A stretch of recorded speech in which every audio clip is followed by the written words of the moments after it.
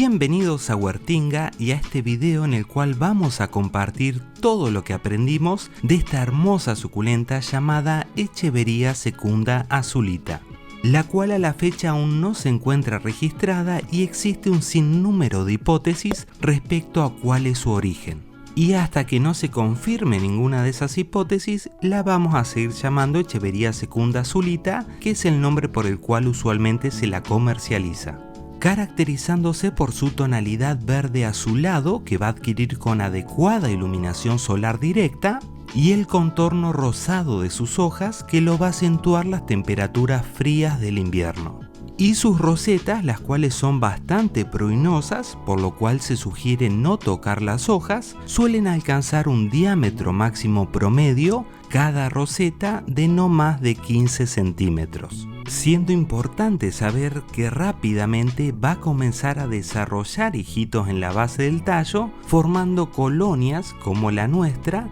repletas de rosetitas por todos lados, ya que es una suculenta de crecimiento muy rápido, por eso también recomendable para quienes recién comienzan en este maravilloso mundo de las suculentas, donde al comienzo queremos que nuestras suculentas crezcan rápidamente y hay algunas que genéticamente son de crecimiento lento, pero este no es el caso ya que crece muy pero muy rápido. Y para que tengan una idea real de esa velocidad de crecimiento, vamos a mostrar un fragmento de un directo que realizamos del unboxing del regalo que nos hizo Maru González del canal de Instagram El Rincón de Anita, hace aproximadamente 1 año y 5 meses, que entre otras muchas suculentas que nos regaló, estaba esta belleza de Echeveria secunda azulita, que como podrán advertir era una hermosa roseta con un montón de hijitos desarrollándose en la base del tallo, la cual a su vez se encontraba perfectamente enraizada, pero había una particularidad que les quiero mostrar. Si observaron bien el centro de la roseta madre, van a ver que se produjo una malformación genética que obstruye el nacimiento de nuevas hojitas. Por más que luego retiré esa hojita malformada en el centro, esa roseta no logró prosperar. Y esto es algo que a veces ocurre como parte de la naturaleza y las suculentas son seres vivos, no ajenos a posibles problemas genéticos. Sin embargo, así es como se encuentra nuestra suculenta en la actualidad, que si bien se perdió esa roseta madre, adviertan cómo todos los hijitos lograron formar en definitiva una hermosa colonia, repleta de rosetitas por todos lados y ni siquiera se nota la ausencia de la roseta madre, encontrándose ubicada en una maceta cuenco número 21, por lo cual la boca de la maceta tiene 21 centímetros de diámetro. Pero, en este tiempo estuvimos periódicamente retirando hijitos de la suculenta, que ya vamos a explicar por qué, los cuales pusimos a enraizar, y en uno de los directos que solemos hacer los días sábados, plantamos a todos en una misma maceta, que es esta en la cual se encuentra, que es una cuenco número 18. Que como apreciarán no solo lograron enraizar, sino que varios están en proceso de floración. Pero vamos a lo importante, que es el dato científico de interés, que es la comparación de nuestra Echeveria secunda azulita con el chanchito salvaje Nichu, que hoy no tiene ganas de aparecer en cámara. Está bien, hay que respetar su decisión, así que no la vamos a molestar más a Nichu.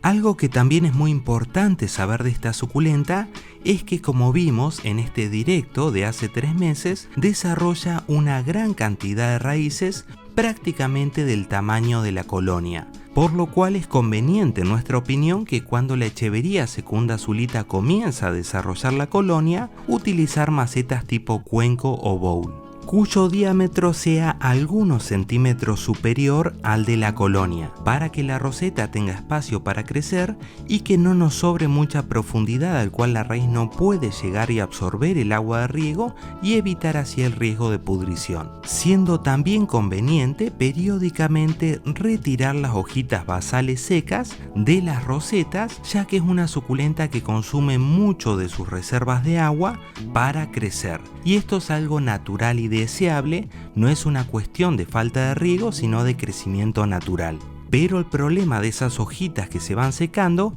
es que cuando se humedecen suelen ser un lugar al cual algunas plagas, principalmente la cochinilla algodonosa, les encanta alojarse ahí. Por eso prevenimos la presencia de estas plagas retirando periódicamente esas hojitas basales secas. También les sugerimos que periódicamente retiren algún hijito de la colonia para que pueda circular aire en el interior, ya que si no puede concentrar mucha humedad y es una suculenta susceptible a la pudrición. Y de paso pueden aprovechar para reproducirla. No se asusten si ven que el tallo tiene un color rosado, ya que esto es muy particular en esta suculenta a diferencia de otras echeverías que tienen el tallo color verde, y vean cómo este hijito que cortamos además ya había comenzado a desarrollar raíces propias, lo cual denota esta velocidad rápida de crecimiento. Sí aprovechen para retirar todas las hojitas basales secas, luego de lo cual y a fin de lograr una cicatrización segura,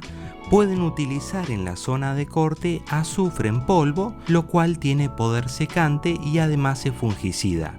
Y para continuar el proceso de reproducción y enraizamiento de estos hijitos cortados, lo que sugerimos es colocarlo en cualquier lugar que no esté en contacto con una superficie y que permita la circulación de aire por la zona de corte, que en definitiva es lo cual va a facilitar la cicatrización. Una vez formado el callito en la zona de corte, lo pueden pasar a una macetita pequeña con sustrato seco que no le dé sol directo, y al cabo de 2 o 3 días comenzar con riegos muy superficiales alrededor del tallo, quizás 2 veces por semana. Y tener paciencia, ya que con el tiempo y con sus propias reservas de agua, quizás en 1 o 2 meses va a lograr enraizar perfectamente, como estamos mostrando en este fragmento de directo que hicimos hace tan solo un mes, y adviertan como uno de esos hijitos que habíamos cortado ya logró desarrollar esta gran cantidad de raíces en comparación al tamaño que tiene la rosetita,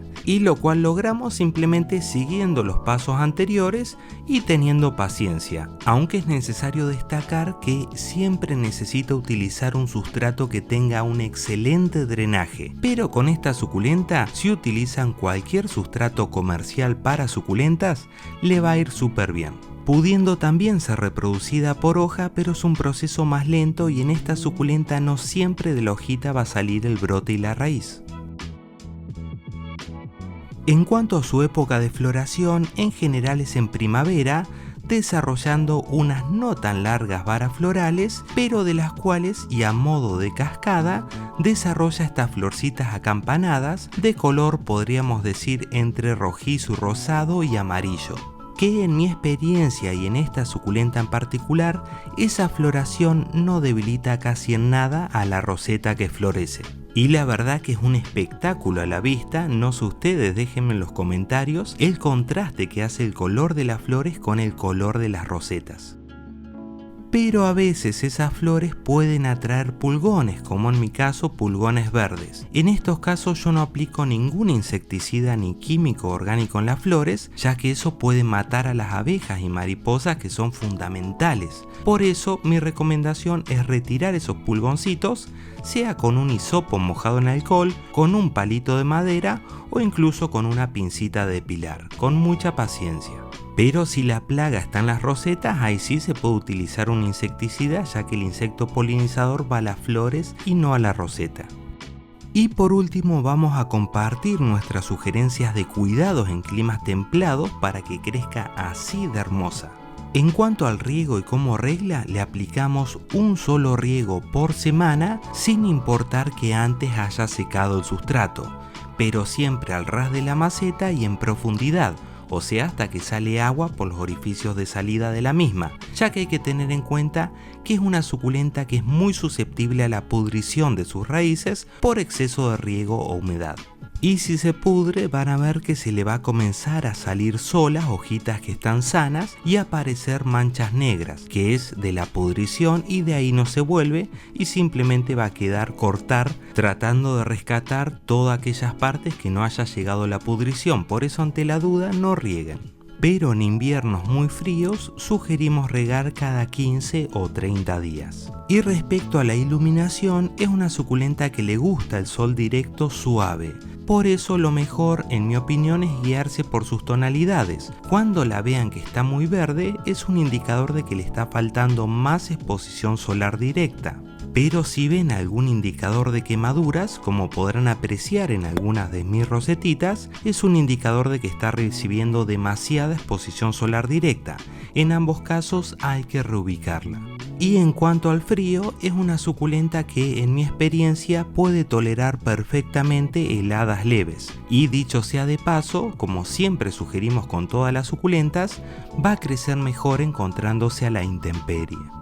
Y eso fue todo lo que tenía para compartirles de lo que aprendimos de esta suculenta, que espero que les haya sido de utilidad, y si les gustó se agradecen unos muy buenos likes, que es lo que nos ayuda a crecer en este humilde proyecto llamado Huertinga. Nos vemos en un próximo video, chao.